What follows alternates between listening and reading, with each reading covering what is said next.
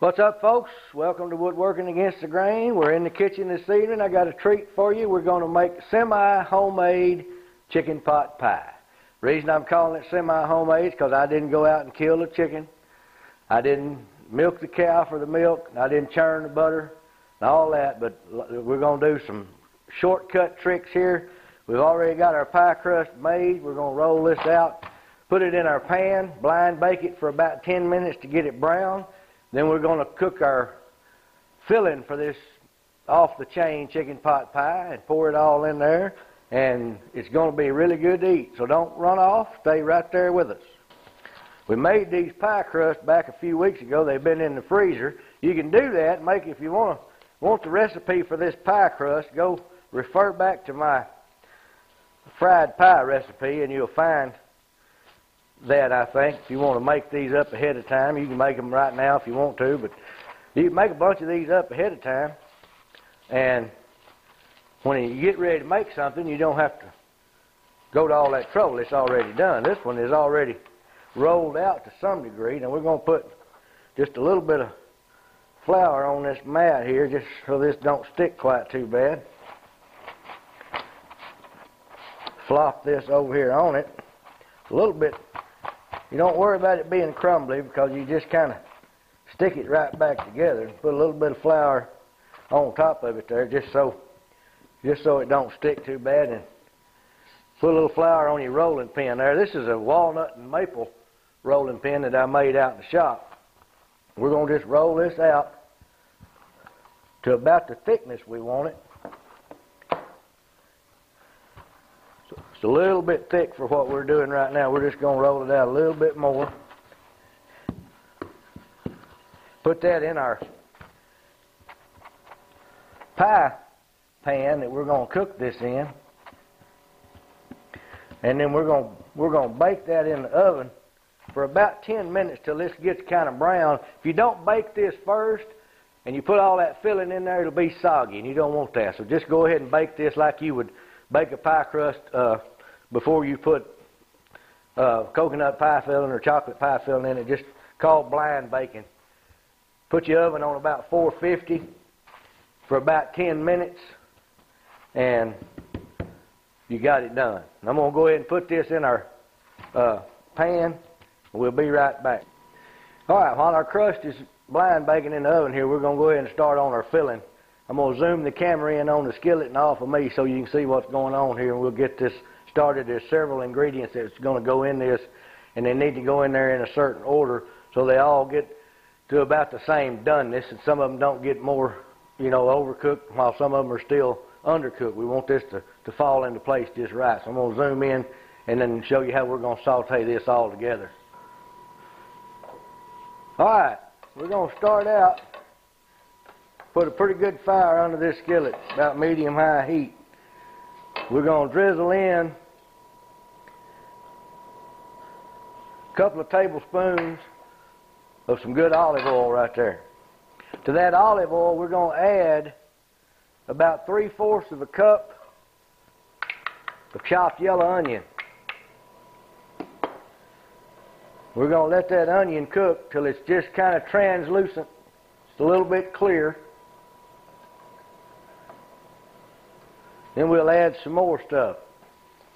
And once these onions start cooking here in this olive oil, we're going to add a teaspoon of garlic, about a half a teaspoon of Old Bay seasoning, half a teaspoon of paprika, about a teaspoon of salt. And to that, we're going to add about 3/4 to a cup of celery, about the same amount of sliced pretty thin carrots, and about the same amount of some good English peas. We're going to let that cook just a little bit more. Then we're going to start adding some liquid to that. A lot of good color in this. I'm not real crazy about cooked carrots. The chicken pot pie just don't look right if it's not in there. Once we get this simmering really good, kind of get that started cooking anyway, we're going to add about 1.5 cups of diced red potatoes.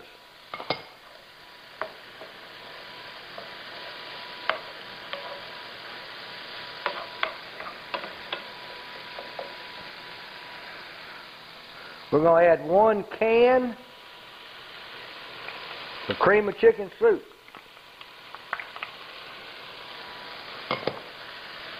Then we're going to start slowly adding about 2 cups of good chicken broth. Homemade chicken broth is the best. If you want to use some out of the box or the can, that's fine too. We're kind of cooking in a hurry today, so we're using a lot of store-bought stuff. I'm going to use a rotisserie chicken in this. A little more of our chicken stock in there. A lot of the cooking of this is going to take place in the oven. Once we get our top crust on this, we'll bake this for about 40 minutes. That'll get the potatoes and carrots good and done. The chicken's already cooked, as I said. I'm using a rotisserie chicken today. It's always good, even if you're not using a rotisserie chicken, to brown your chicken before you put it in this. And you want to make sure that if you're using uncooked chicken, you cook that chicken till it gets about 165 or 170 degrees. You don't want any chicken diseases in your chicken pot pie. This makes a good, rich, creamy sauce here. I'm not going to use the rest of that chicken broth just yet. Now, show you just one little trick right here we're going to do. We got that simmering pretty good there. We're going to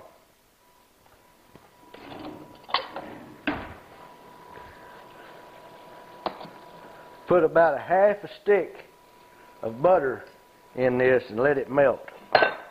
That's going to give it some richness that it wouldn't otherwise have. You got to stir this. It'll scorch on you sometimes if you don't. You got to be pretty good about stirring it. Stir it till this butter melts. Then we're going to add the chicken to it.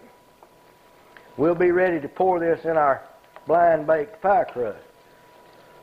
Like I said, most of the cooking is going to take place in the oven as this bakes.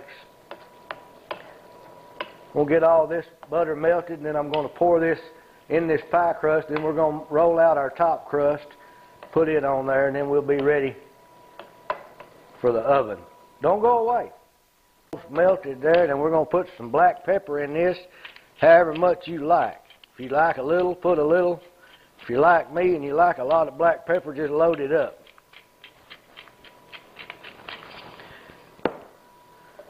You have to keep this moving around or it'll scorch on you. You got to keep a pretty good fire under it.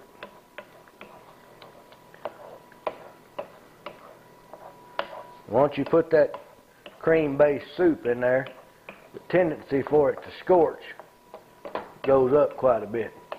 Now, I've got about 2 cups of rotisserie chicken. If you want just white meat, that's fine. If you want just dark, that's fine. It's up to you. Or if you want both, that's all right too. We're just going to stir that chicken in there a little bit. It's got a lot of good color to it. Should have a lot of good flavor. We get our pie crust on the top of this, we'll be good to go.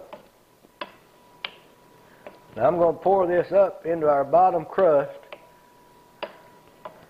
Then we're going to make our top crust and stick it in the stove. All right, we're going to roll out this top crust. Put it on this chicken pot pie. We're going to be ready to bake it.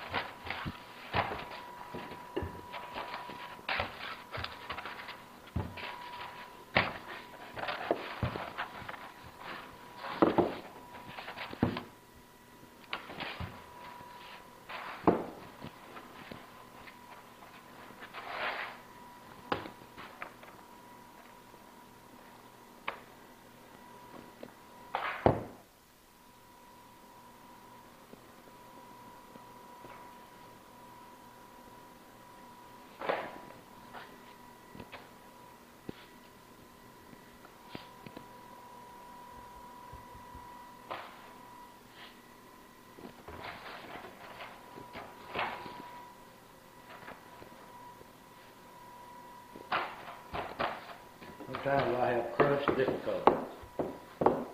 This is one of those times.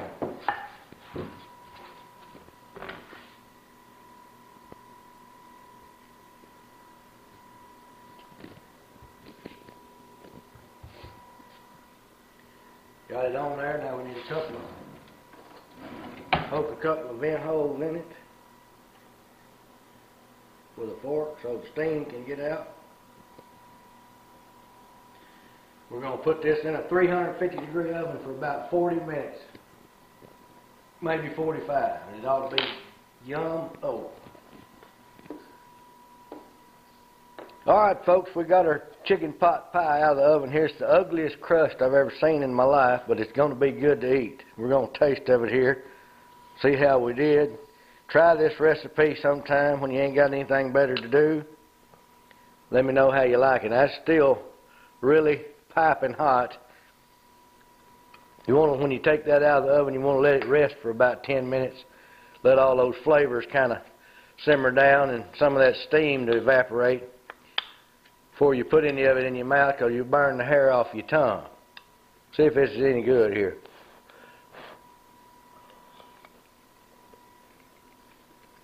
Crust may be ugly, but it's tasty. Very flaky. Got a real rich flavor to it. Hard to beat. Thanks for watching. Come back to see us.